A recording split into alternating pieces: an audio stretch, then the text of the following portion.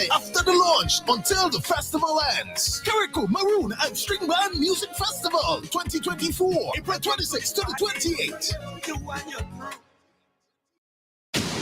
WEFM, the clean, fresh sound.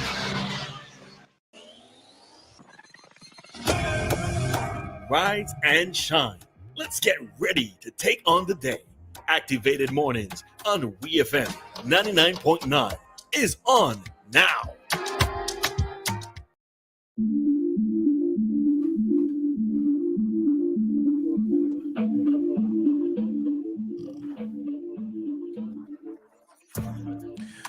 Good morning, St. Vincent and the Grenadines. It is Friday. You've made it through another long work week.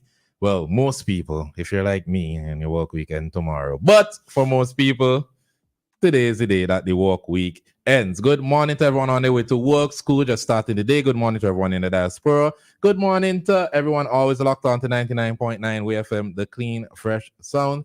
And good morning to you, Roleza. Morning, Arisha. How are you? Yeah, we're doing this every morning because, you know, some days it might be good, some days it might be so good. So I had to ask you, how are you? Every day is a fight. If you're going into Kingston, if you're driving into Kingston this morning or any other day, I think it started yesterday or the day before, you would notice that there's a beautiful vessel on the, what do you call that? Well, I can't remember the name of the wharf there. Cruise ship terminal. I haven't gone into town for the week. It's right there at the cruise ship terminal, and it is the Simon Bolivar School vessel. So it is a vessel from Venezuela that will be in St. Vincent up until Monday. It arrived on Thursday. In Port Kingston, there was an official ceremony to welcome the arrival. Well, from what I saw, there were speeches, dances. The St. Vincent Community College can visit the vessel as well as students from primary and secondary school. There are guided tours provided by crewmen on, Saturday and Sunday. All Vincentians and international citizens are invited to visit the vessel from 8:30 a.m. to 12 noon, and then again from 2 p.m. to 6 p.m.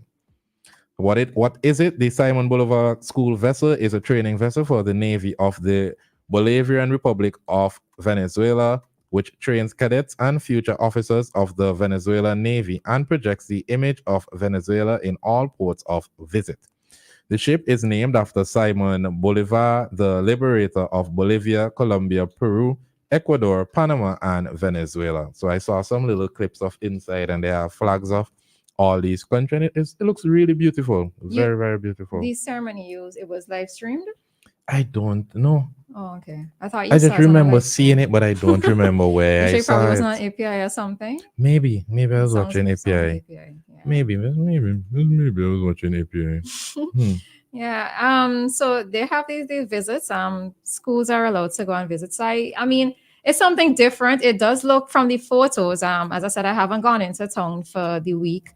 So I haven't seen it in the port.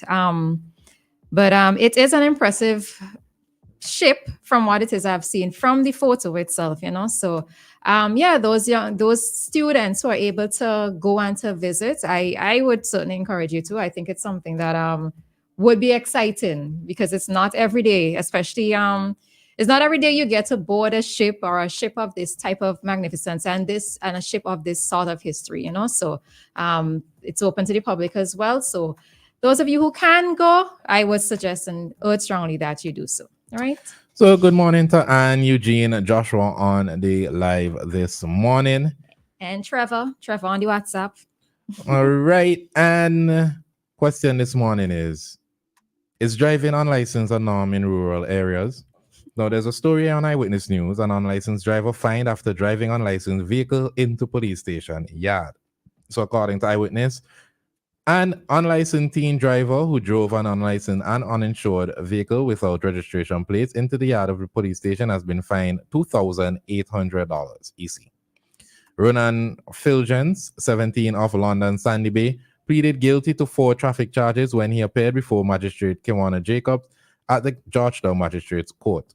He was charged that on April 2nd at Oya, he drove PQ361 without front and rear identification marks being affixed, without him being the holder of a driver's permit.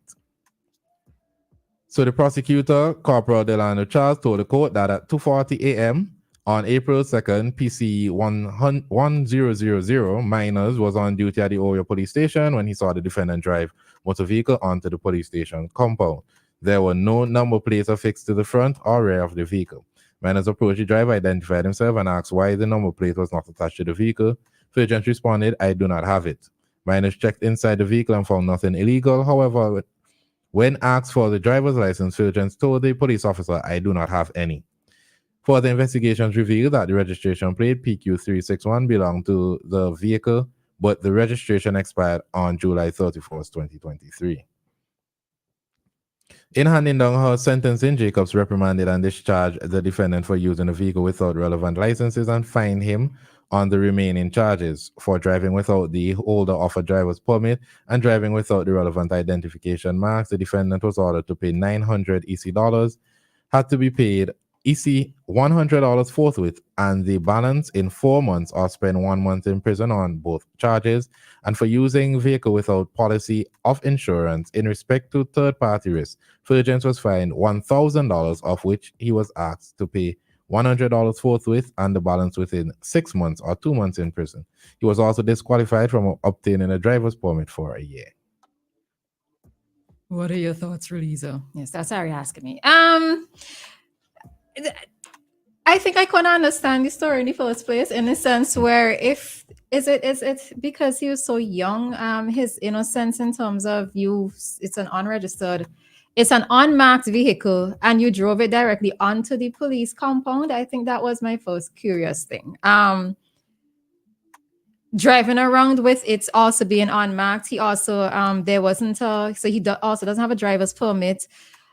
There wasn't a policy of insurance on the vehicle. And I am here trying to figure out, is it his innocence that led him to do this? I mean, I do note his honesty when he said he do not have it, and he did not have any with respect to the driver's license and something else. Oh, and the number plate, not having it, but it's weird. It's a weird story to me. It's weird. Stories like this not unfamiliar to me. As when you leave Kingston, and good morning to the Royal St. Vincent and Grenadines Police Force, you tend to see those station officers more relaxed. And I feel like those persons in those areas are then empowered to drive without a license, do mostly whatever they feel like doing. Look at the old man recently, was driving years without his license. I don't know if you remember last year. He drove carefully though.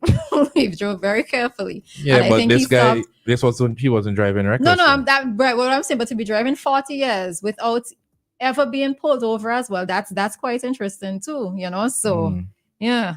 Yeah, but even last year when police were doing random stops, there are persons from the rural areas that when they realized that the stops were being done, they turn back because they already know what's happening. And I really need to get my hands on these stats for the amount of persons that were charged during that period where police were just doing the random stops early in the morning or right after work. Yeah. I remember that particular Friday morning. Yeah. But and that's the other thing is so is it a case where this happens a lot within the rural areas? And as you're kind of hinting to, or you're saying as well, what is being done by way of patrols within the rural communities? Because if this vehicle registration had expired since last year, July of 2023, was it a case where when he drove into the police yard, it was the first time the vehicle was being driven since then, which I highly doubt. And if he was actually driving or the vehicle was being driven, how did it go undetected?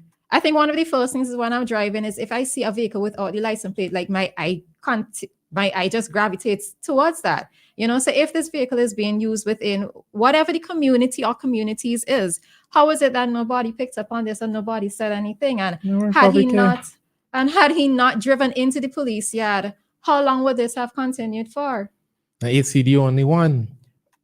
Right. Well, probably not. Probably not. But we need to be very careful about, because even yesterday in Kittles, I saw a vehicle without the front license plate without a bumper. Vehicle look like it can barely go on, and it's on the streets. That's worrying to me. I'm wondering if that's taken off. No, it's not the bumper. It's that front. What do you call that front thing? The thing in the front, whatever it's called. Is it a trend to take that off as well? Because I see sometimes vehicles have them off, and it to me looking like it's a style. Okay, I don't know.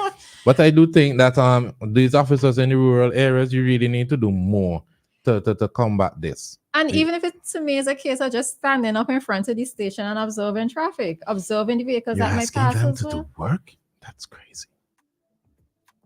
How dare you? How dare you? When I could sit down in the big station and sit down on my phone and chill, you telling me to go out and do work? But it's not. But it seems to me like it's something that you're just standing outside. All you're doing is observing. You know. So One would think.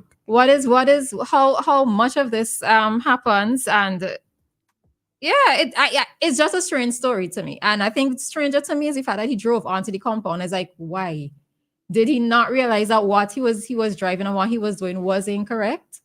Listen, is it that he wanted to turn the vehicle in, quote unquote? I don't understand. The long and short of it, do not be driving your vehicle without license. Don't drive your vehicle without insurance. Don't drive your vehicle if you don't have no license. Stop it. Police, wake up in the rural areas. Police officers in the rural areas, wake up and pay attention to these things, because the police in the Kingston area, they are quite vigilant, in my opinion. In Honnestville, they're quite vigilant, in my opinion. So take the same energy out to the rural areas, and you will avoid situations like this.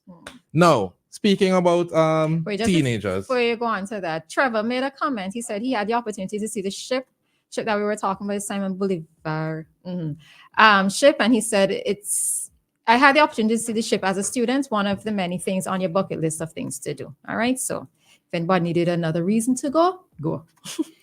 Yeah, so there's a video that's going around of a fight that seemed to have happened at the outside of Massy stores, Stoney ground. Now, thankfully, no one was really harmed in terms of a stabbing or using a weapon. A sharp weapon, I would say. It seems like it was some sort of cane some stick or something that was involved. But what's more important to me is these areas where youths frequent, Massy Stoney Ground, Massy Annisvale, high school bus stop, Peace Memorial Hall, wherever else that these young people frequent, I do believe that they need more patrols, and they need more being done to deter them from doing certain nonsensical things. Because when you're sitting down at Massy Stoney Ground, you see a lot of nonsense happening. Traffic violations, vans doing nonsense, students drinking, having the time of their lives, especially on a Friday. And today's Friday. Now, I ain't trying to snitch on them and get them in trouble, but we seeing videos upon videos. How many videos could you remember? I remember there's a video where police were loading somebody onto a transport right there at Massy Stoney Grounds. There are videos of, there's just too many proof. There's just too much proof that a lot of nonsense be happening. So what is it that the police officers are doing to curb this? Because if something crazy happens up there, then is when you're going to see action. And again, we always responsive and not preventative. What is being done about those areas? How are you keeping some of these students safe? Because persons are up there with weapons, they're up there with all kind of stuff. What is being done? It's not until you hear, okay, a student was shot up in these areas that they're hanging out. How often are they being patrolled? All right, so I could speak from Massy Stoney Ground, from observation, not from anything else, but just from observation. But I know that on a Friday in particular, when it is usually like the lineman day for students or for children, I tend to see police officers there, right? Of late, I've been seeing police officers there. What it is for me is the bigger question, Ari, is the lack of a place for socialization for young people, right? I knew that when I was in college, where it is that we used to go was Heritage Square. Now, this was before Heritage Square became the Heritage Square it is now, right? But we would sit down on the bank wall and we would lime. And we had to choose that place as an option or stand up in Little Tokyo because of the fact that there isn't any place in Kingston for young people to just generally hang out. I don't have a problem with the place they're hanging out. The problem is the activities. So this is it. So, but remember too, in the case of Massy, it is private property in a sense. It belongs to Russell's, right? And this is to conduct business activity. It's not really supposed to be used there as a socializing. But this is the point I'm making, Ari. It's not necessarily to be used as a place of socializing. Yes, vans come there, which is probably one of the other reasons why young people tend to hang out there as well. But if they do not have that option of that big open space, where else can they go? All right, wherever they go, they're going to still be doing these stupid activities. Right. So back to the activities. So they're doing it. Yeah. But that's the so what would, even if they have a separate space for them, we could still have the same police presence or security presence within that particular area. We are looking at the situation of Massy, Stoney Ground, Kingston, because of the fact that they congregate there. But if we, quote unquote, are getting annoyed seeing them, they all are seeing things. No, the like general public. Vendetta, boy. No, but I know the general public has it. No, and you know one thing, I did use the word annoyed.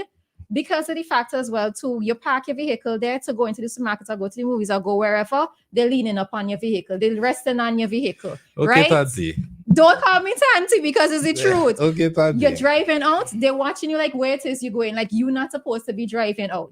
So this is why I have to make the point of it being a private compound because young people do not have somewhere else to go. Oh, Lord have mercy.